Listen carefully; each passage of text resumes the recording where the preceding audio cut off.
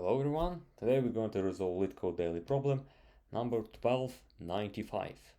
Find numbers with even number of digits. So, it is an easy problem in which we given an array nums of integers and we should return how many of them contains an even number of digits. So, as you understand, it's another count problem where we will be counting our digits. So here's a simple example.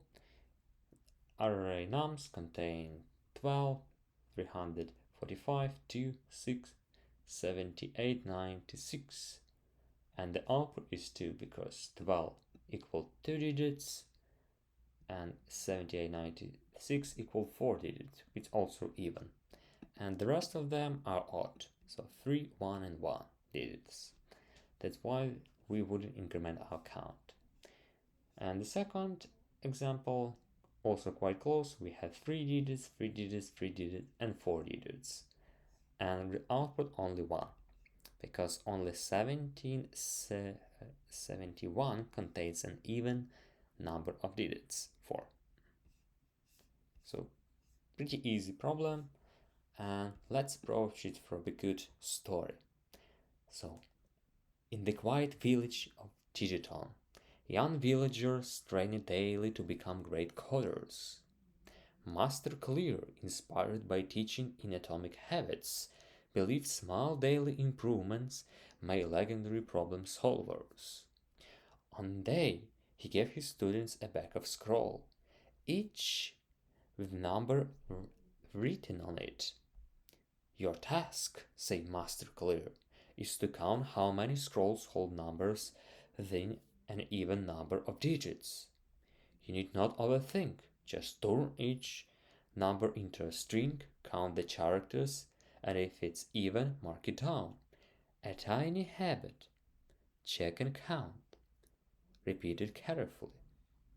Student Mira, unlike her overcomplicated peers, followed this atomic method. She read each scroll, converted the number to a string, measured the length, and check if the G count was even. With consistent effort, she finished it in record time. See? Master Clear smiled. Small correct steps beat brute force every time. So if you understand, it will be done pretty easily. Space complexity will be big of 1, as we don't introduce anything. Time complexity will be big of n, as we will need to check loop only once. So for n in nums, then we will check our condition if len str n, so we will convert our digit into string and the measure its length. Then modulo by 2 equals 0. If it's true, count will be incremented by 1. If it's not, then we just skip it and let count 0 as it is. So submit.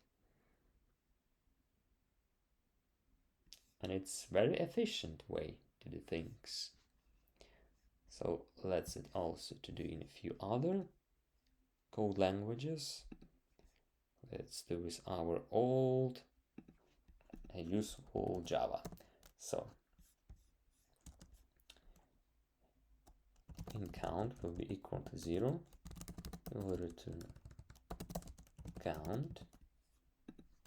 Then we do the same for int n, 2 dot instead of in nums.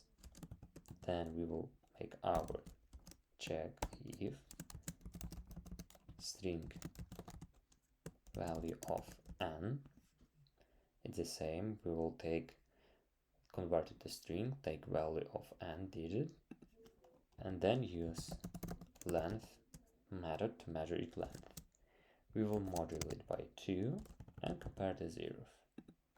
If it's 2, count will be incremented by 1. It's quite the same as, for example, adding 1.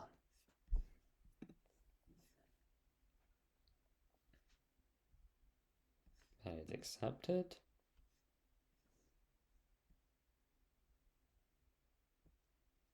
It's also pretty good. And the last, let's do it in TypeScript. So in TypeScript, we will use let count equal to 0, and we will return count.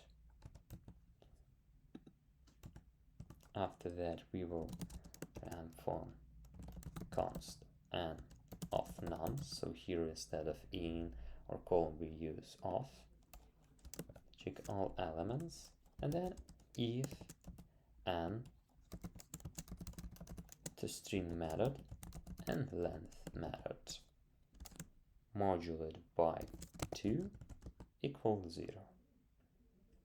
And here we will add additional sign, because in TypeScript and JavaScript we use 3 assignments to compare instead of 2 as other language. And here we just increment our count. Let's run it.